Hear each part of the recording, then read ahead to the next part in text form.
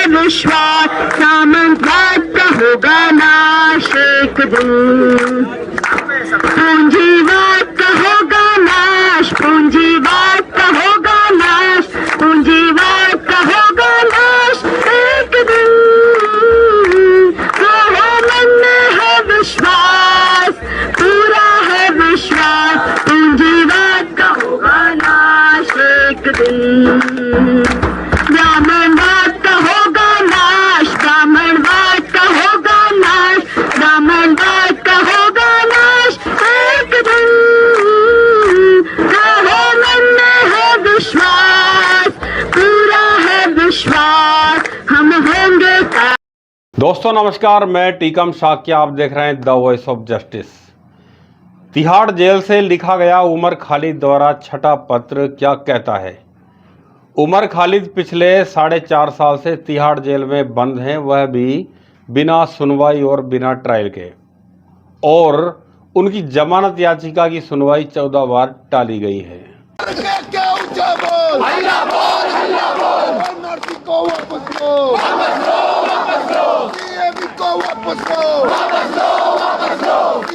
हम नहीं सहेंगे, नहीं सहेंगे, नहीं सहेंगे, एनआरसी हम नहीं सहेंगे, नहीं सहेंगे, नहीं सहेंगे, लड़ाई नहीं चलेगी, नहीं चलेगी, नहीं चलेगी, लड़ाई बंद करो, बंद करो, बंद करो, तानाशाही बंद करो, बंद करो, बंद करो। अमित शाह तू जान ले, मेरी बारी आई है, अमित शाह तू जान ले, मेरी बारी आई है, मोदी जान ले, मेरी बारी आई है। हम क्या चाहते? आजादी। नो, हम क्या चाहते? आजादी। नो, ऊंचा बोलो, आजादी। नो, एनआरसी से, आजादी। नो, सीएबी से, आजादी। नो, दिल्ली पुलिस से, आजादी। नो, तानाशाही से, आजादी।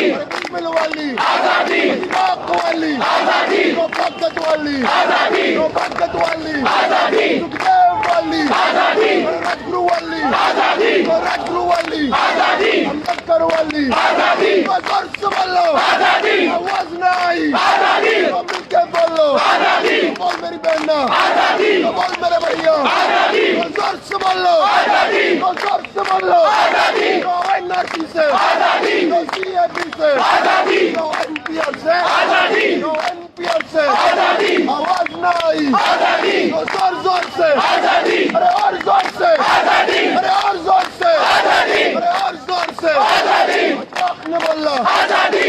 ने बोला, आजादी। भगत भी बोला, आजादी। सुखदेव ने बोला, आजादी। गुरु बोला, आजादी। अम्बेडकर बोला, आजादी। अम्बेडकर बोला, आजादी। अम्बेडकर वाली, आजादी। रोहित वाली, आजादी। नजीब वाली, आजादी। जेएनयू में, आजादी। जामिया में, आजादी। एएमयू में, आजादी। एएमयू में, आजादी। एचयू में, आजादी। एचयू में, आजादी। पूरे देश में, आजादी। पूरे देश में, आजादी। पूरे देश में, आजादी। एनआरसी से, आजादी। सीएबी से, आजादी। अरे एनपीआर से, आजादी। अरे एनपीआर से, आजादी।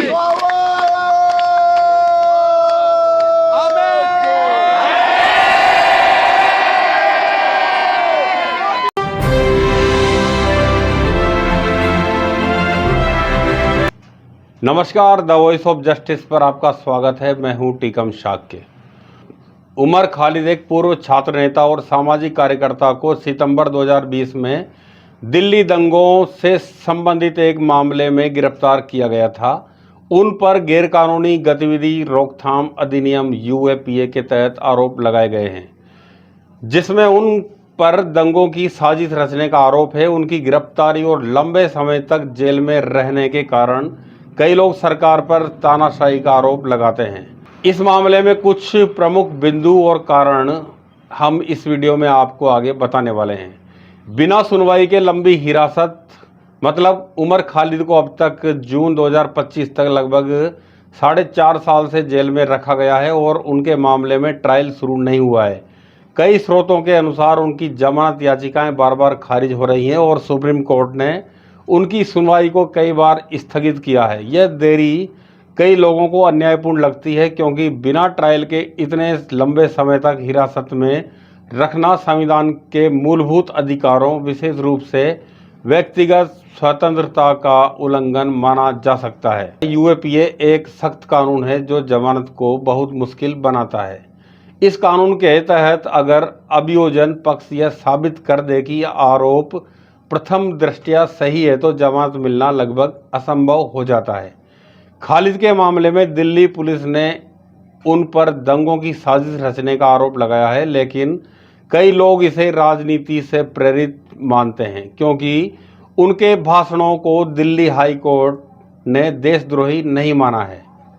इसमें एक पहलू यह भी है कि आलोचनात्मक आवाज़ों का दमन ये सरकार करती आई है।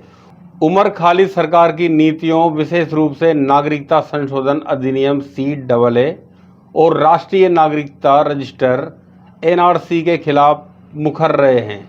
उनके समर्थकों का दावा है कि उनकी गिरफ्तारी सरकार की आलोचनाओं को करने वालों को चुप कराने का एक प्रयास है। सोशल मीडिया पर कई लोग जैसे योगेंद्र यादव और कुणाल कामरा इसे असहमति को दबाने और तानाशाही का प्रतीक मानते हैं। सुप्रीम कोर्ट और अन्य अदालतों में सुनवाई में बार बार देरी को उनके समर्थक अन्याय के रूप में देखते हैं। उमर के पिता ने कहा है कि उनकी जमानत याचिका की सुनवाई 14 बार टाली गई है।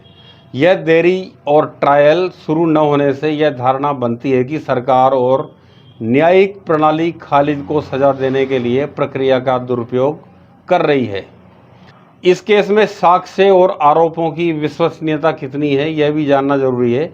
खालिद के खिलाफ साक्ष्य मुख्य रूप से कुछ गवाहों के बयानों और उनके भाषणों पर आधारित है जिन्हें उनके समर्थक मनगढ़ंत बताते हैं।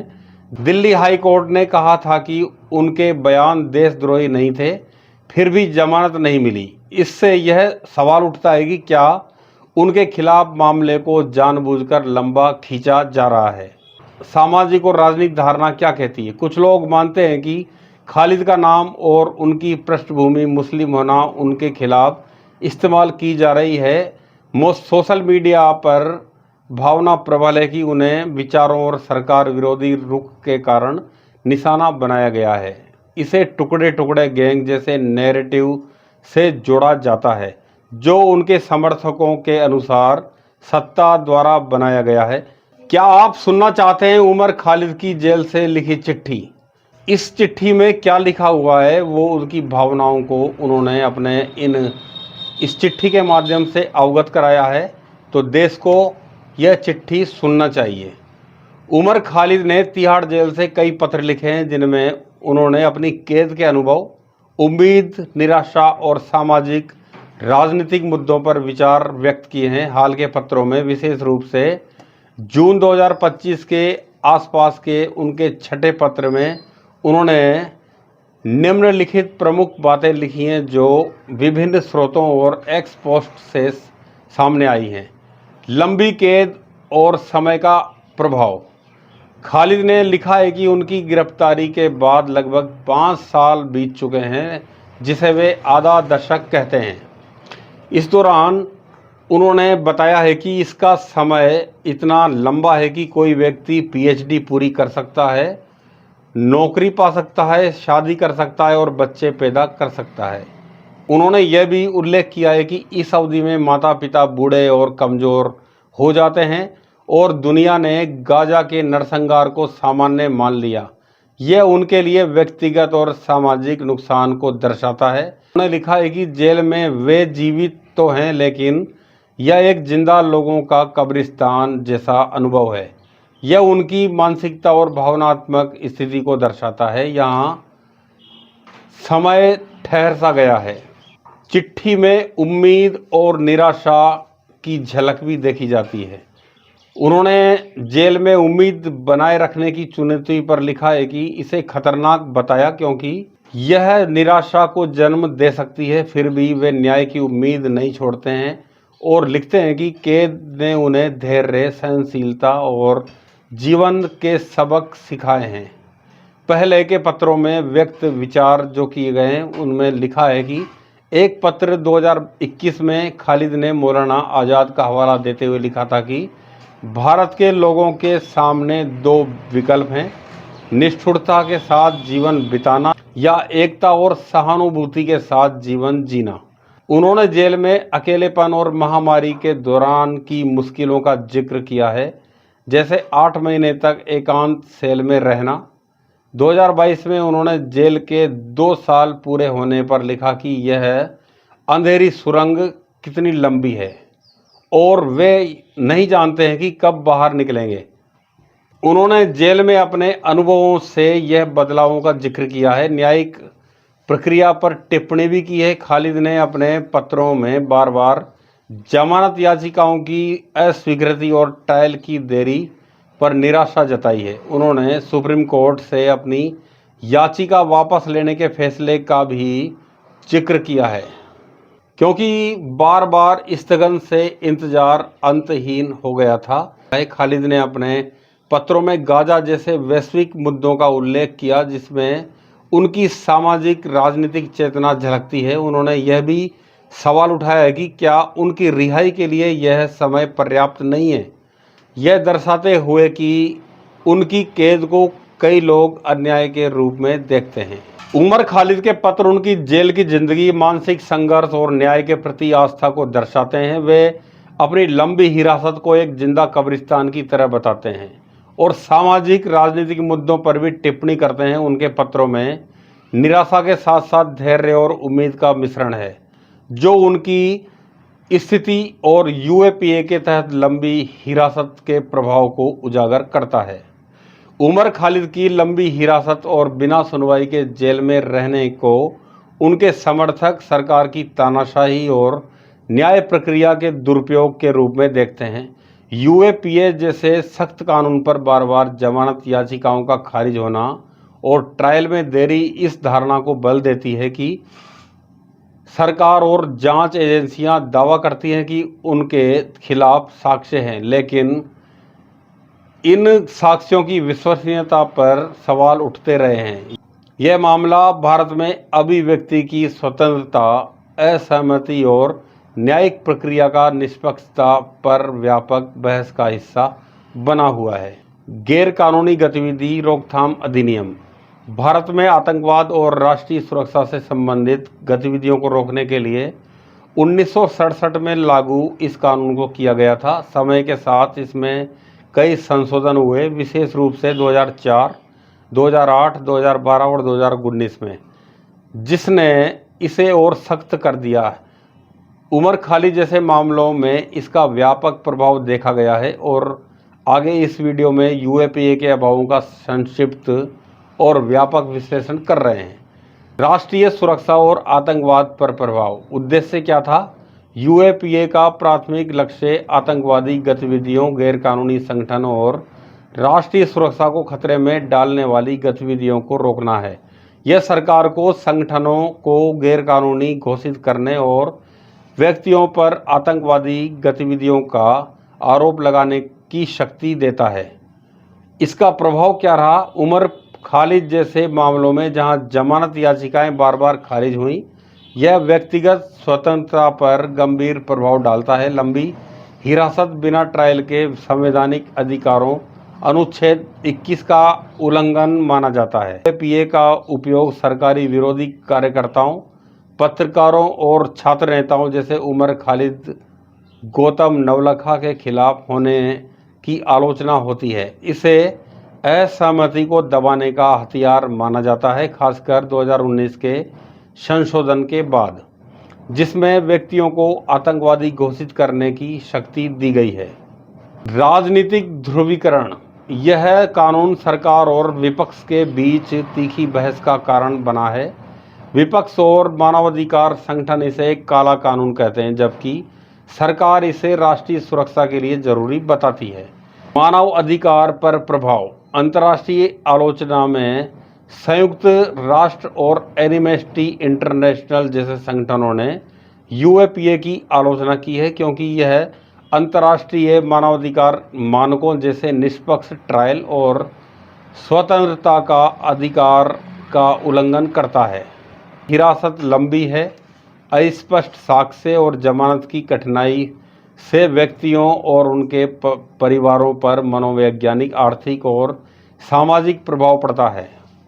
2019 संशोधन में विशेष प्रभाव क्या पड़ा है इस कानून पर? 2019 में यूएपीए में संशोधन ने व्यक्तियों को आतंकवादी घोषित करने की शक्ति दी है, बिना यह साबित किए कि वे किसी आतंकी संगठन से जुड़े हैं। इससे कार्यकर्ताओं, पत्रकारों और बुद्धिजीवियों को निशाना बनाने का खतरा बढ़ा है। इससे सरकार की शक्ति बढ़ी है, लेकिन यह असहमति को दबाने का हथियार बन गया है, जैसा कि भीमा कोरेगांव और दिल्ली दंगों के मामलों में देखा गया है। यूएपीए ने आतंकवाद से निपटने में कुछ प्रभाव दिखाया है, लेकिन इसका दुरुपयोग अभिव्यक्ति की स्वतंत्रता, असहमति और व्यक्तिगत अधिकारों को दबाने के लिए होने की आलोचना प्रबल है। उमर खालिद जैसे मामलों में लंबी हिरासत और जमानत की कठिनाई से तानाशाह का हथियार बताने की धारणा को बल देती है। यह कानून राष्ट्रीय सुरक्षा और व्यक्तिगत स्वतंत्रता के बीच संतुलन का सवाल उठाता है और इसके सुधार की मांग बार बार उठ रही है। इस कानून में विशेष बात यह है कि पुलिस आपके घर पे आती है और आपसे यह कहती है कि आपके दिमाग में देश के प्रति एक साजिश चल रही है। इस कानून के तहत आपको यहीं से उठा लिया जाता है और बिना ट्रायल के जेल में डाल दिया जाता है। सोचिए यह कितना कानून खतरनाक है और कितना मानव जीवन के लिए भयावह हो सकता है। दोस्तों, इस वीडियो में इतना ही। यदि आपने इस चैनल को अब तक सब्सक्राइब नहीं किया है तो अभी कर लें और बेल आइकन फ़ौरन दबा दें, और यदि वीडियो पसंद आए तो इसे लाइक और शेयर ज़रूर करें और कमेंट बॉक्स में अपनी राय ज़रूर रखें। धन्यवाद।